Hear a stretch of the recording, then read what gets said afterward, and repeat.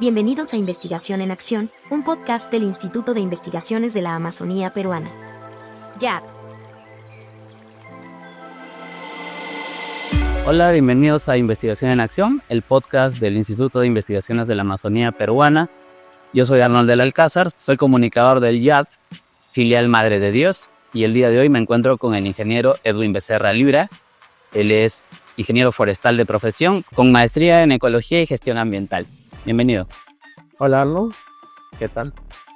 Partamos por lo básico. El día de hoy vamos a hablar sobre la chiringa y quisiéramos saber qué es y por qué es importante esta especie hoy en día.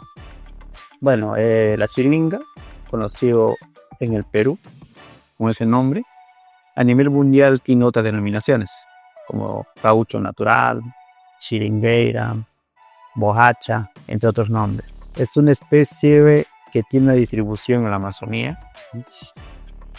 Actualmente hay 11 especies del género Hevea, la cual en el Perú encontramos 5 especies distribuidos en toda la Amazonía peruana.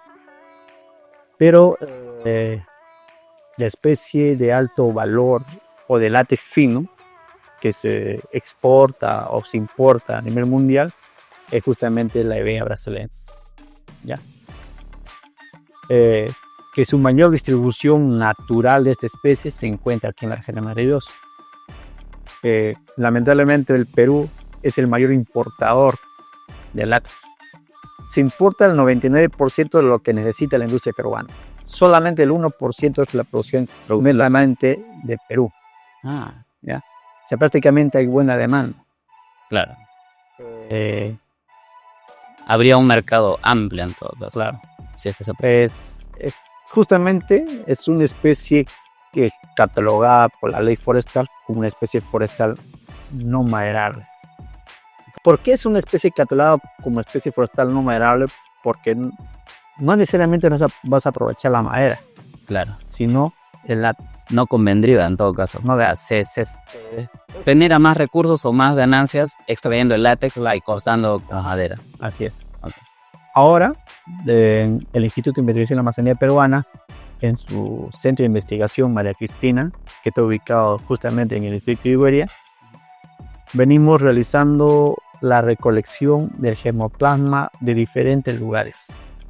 Dentro de Madre de Dios. Dentro de Madre de Dios. ¿Por qué? Justamente las actividades antrópicas, como la agricultura migratoria, la ganadería, está ejerciendo una fuerte presión a los bosques naturales, justamente donde se encuentra distribuida esta especie. ¿Qué sucede? Que vienen talando el bosque y vamos perdiendo germoplasmas muy importantes de esta especie. Lo que hacemos justamente lo que te mencionaba es recolectar esos germoplasmas, traerlos en el vivero y establecerlos en un jardín clonado. Y además de ellos, ponerlos en parcelas de genotipo de esta especie. ¿Cómo es que se decide usar esta planta o esta especie justamente en zonas afectadas por minería olífera aluvial?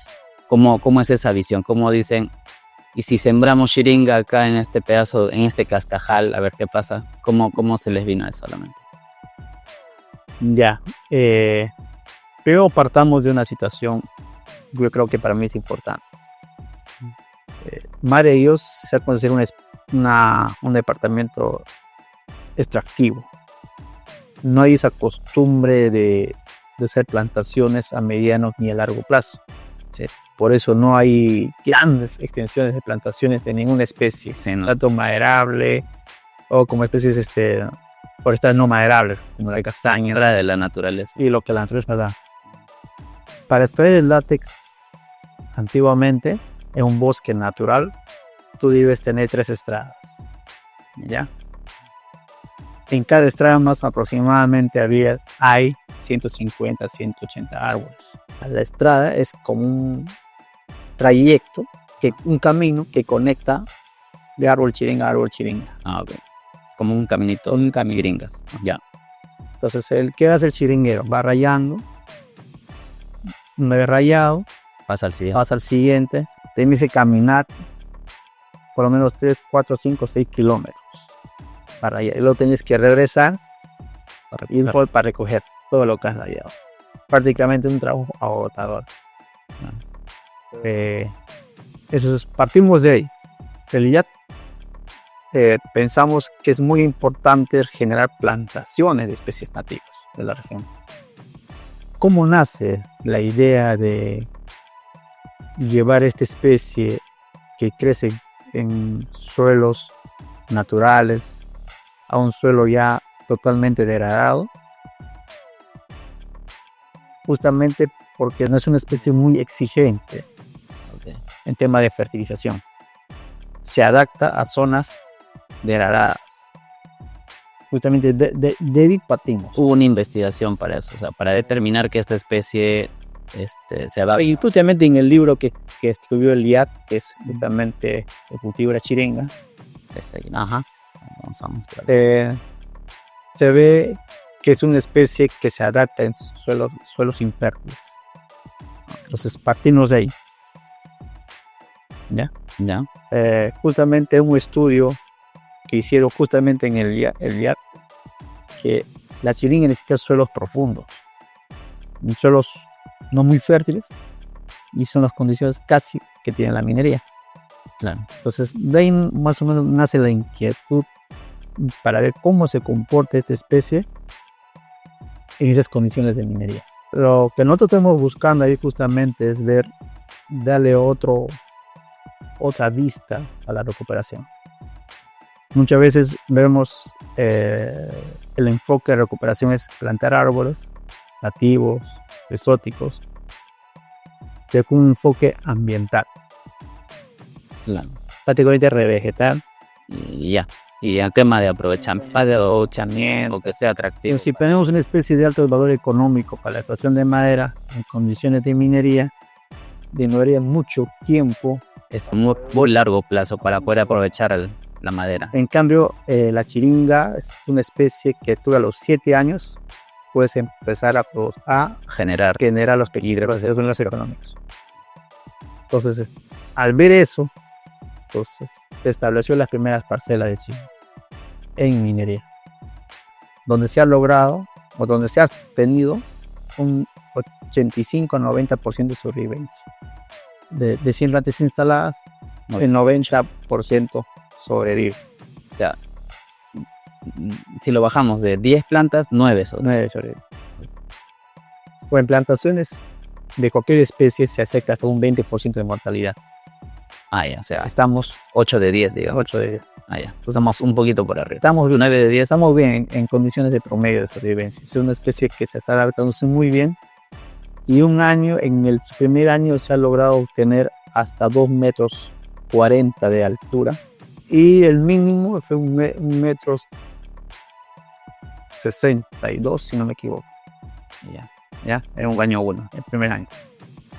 Entonces, lo que nosotros estamos esperando, porque seguimos en tema de mantenimiento de las parcelas, es que esperar que la chiringa tenga el diámetro mínimo de corta para su primer tallado. Que eso sucede entre los 6-7 años o hasta que la circunferencia del árbol tenga 45 centímetros. De ahí se hacen las pruebas de producción.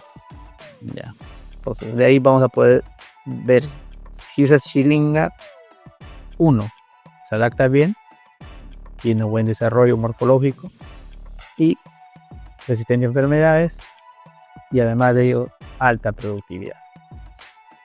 Todavía falta hacer esa prueba. Estamos ahorita en la etapa inicial, estamos en la etapa improductiva de la chiringa. ¿Estamos en qué año de la prueba? El año 2, estamos entrando al año 3.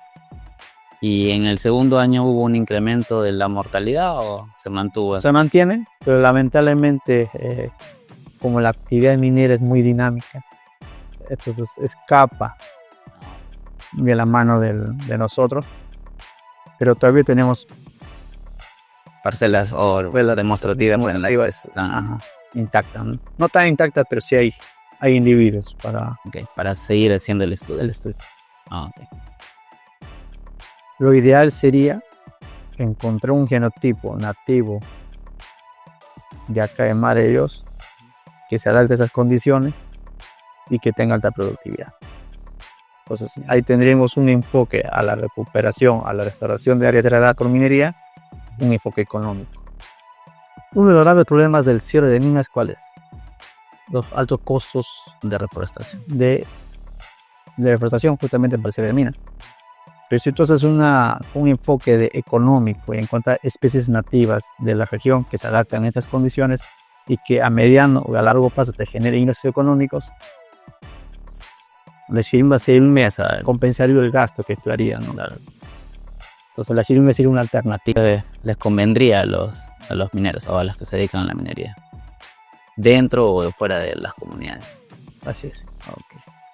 ¿Puede realmente una familia vivir de la extracción de látex de la Shiringa y dejar la minería? Bueno, desde mi punto de vista personal, lo veo un poco difícil. La minería es altamente rentable económicamente. Imagínate que un minero, un trabajador minero, en un día puede sacar hasta 1,000 soles.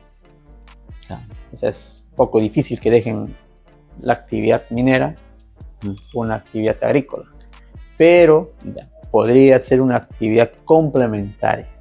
Si bien es cierto, la minería modifica el paisaje, cambia la estructura del bosque, degrada los suelos, genera nuevas condiciones. Pero la Shiringa, en esas condiciones que te acabo de mencionar, se han adaptado muy bien en sus primeros años de vida, que es la etapa improductiva todavía. La cuestión es esperar que esta especie logre su diámetro óptimo, que es 45 centímetros de circunferencia. Y se empieza a extraer. Y se empieza a hacer los primeros rayados.